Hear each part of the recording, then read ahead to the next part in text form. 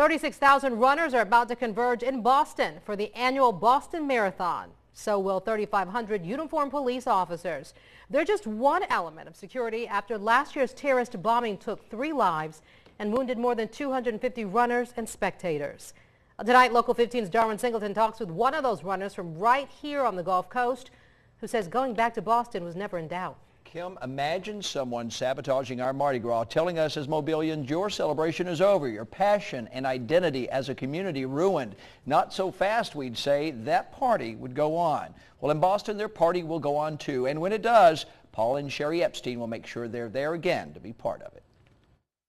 April 15th, 2013, and the city of Boston was poised for a celebration.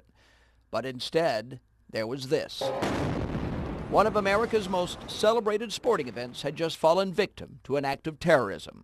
Now, you might think the bombing would put a damper on this year's event, but not so. In fact, they've had to expand the field to allow more runners to run. And one of them will be the man who just ran by me. And it kind of becomes, it has become part of who I am. Paul Epstein and his wife Cherie own Running Wild, a store in Pensacola and another in Fairhope, stores catering to the needs of runners. Both had just finished running last year's Boston Marathon when they too heard the explosions. That second I knew something bad happened, and I knew that from that point forward nothing for the rest of this trip was going to be the same.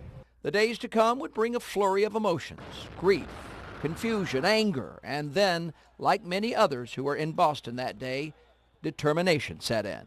And I started to think, somebody just took something away from us. And it was a celebration of what we'd just accomplished and what everyone had just accomplished, and this celebration of running as a sport, as an activity, and this celebration of the Boston Marathon. Which brings us to today and the Epstein's preparations to return to the marathon this year.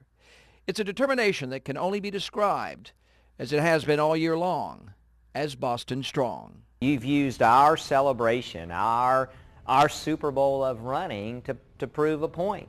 And we're not having it.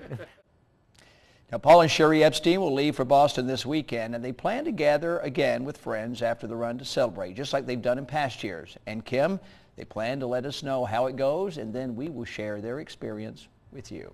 All right, Darwin, thanks a lot.